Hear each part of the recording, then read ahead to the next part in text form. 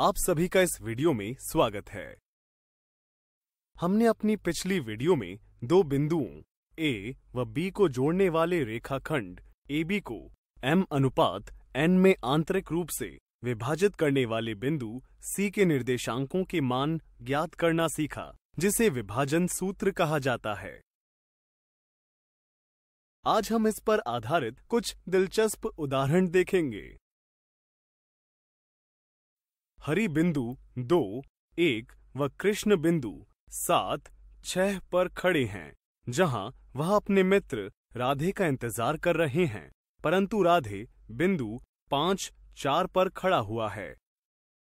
क्या आप पता कर सकते हैं कि राधे अपने दोनों मित्रों से किस आनुपातिक दूरी पर खड़ा है? चलिए इसे ग्राफ में देखें और निर्देशांक निर्धारित करें। माना बिंदु A यानी x1 बराबर 2, y1 बराबर 1 हरि की स्थिति,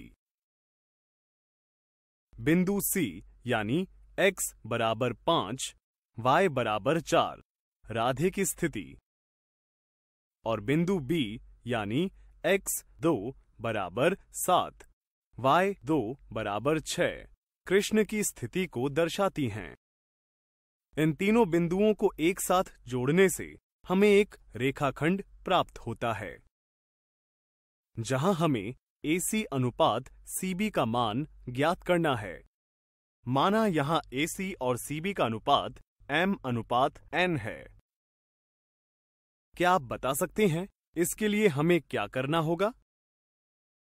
शाबाश! यहां हम विभाजन सूत्र यानी कि सेक्शन फॉर्मूला का उपयोग करेंगे।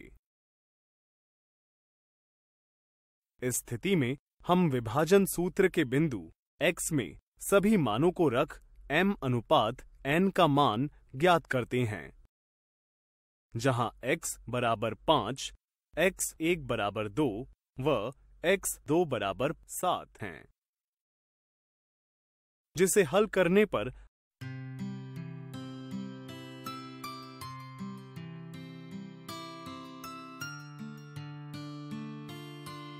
हमें m बटा n बराबर 3/2 प्राप्त होता है, यानी m अनुपात n बराबर 3:2 है।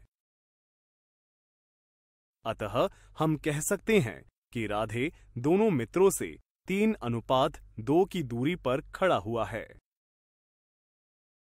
वीडियो को रोकें और विभाजन सूत्र के y मान को लेकर हल करने का प्रयास करें।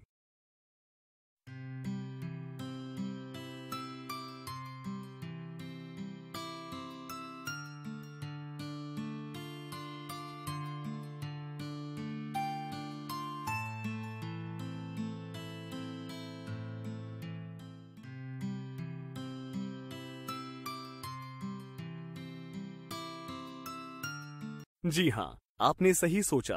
विभाजन सूत्र के बिंदु y से हमें m अनुपात n का मान 3:2 ही मिलता है। अतः हम कह सकते हैं विभाजन सूत्र के किसी भी बिंदु से m अनुपात n का मान ज्ञात कर सकते हैं। आइए एक और उदाहरण देखते हैं।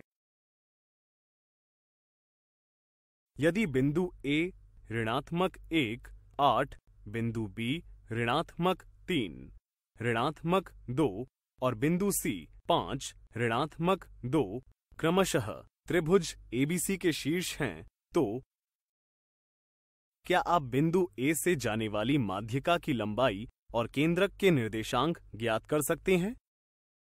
आइए इसे हल करते हैं।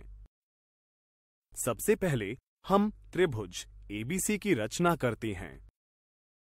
मान लेते हैं त्रिभुज ABC में AD शीर्ष A से जाने वाली माध्यिका है, जहां बिंदु D BC का मध्य बिंदु है।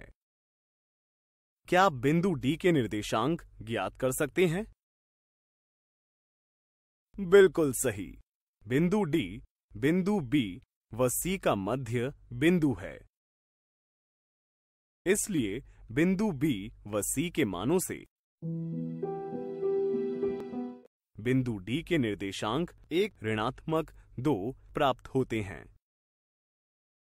चूंकि हमें माध्य का AD की लंबाई ज्ञात करनी है, तो क्या अब आप AD का मान ज्ञात कर सकते हैं? शाबाश! यहां हम दो बिंदुओं के बीच दूरी का सूत्र प्रयोग करेंगे। जहां बिंदु A के निर्देशांक x1 बराबर ऋणात्मक 1, y1 बराबर 8 और बिंदु D के निर्देशांक x2 बराबर 1, y2 बराबर ऋणात्मक 2 हैं। x1, y1, x2, y2 के मानों को दूरी सूत्र में रखते हैं, जिसे हल करने पर AD का मान वर्गमूल 104 इकाई प्राप्त होता है। माना बिंदु G त्रिभुज ABC का केंद्रक है। क्योंकि त्रिभुज ABC के तीनों शीर्षों से जाने वाली माध्यिकाएं बिंदु G पर प्रतिच्छेद करती हैं, जो माध्यिका AD को 2:1 में बांटती हैं। अतः बिंदु G माध्यिका AD पर स्थित है। चूंकि अब हमें केंद्रक G के निर्देशांक ज्ञात करने हैं, तो याद कीजिए और बताइए कि हमने पिछली वीडियो में इस प्रकार की स्थिति का हल कैसे किया था। बिल्कुल सही। इसके लिए विभाजन सूत्र का प्रयोग करेंगे। जहां बिंदु A के निर्देशांक x1 बराबर ऋणात्मक 1, y1 बराबर 8 और बिंदु D के निर्देशांक x2 बराबर 1, y2 बराबर ऋणात्मक 2 हैं। M, N, x1, y1, x2 और y2 के मानों को विभाजन सूत्र में रखें।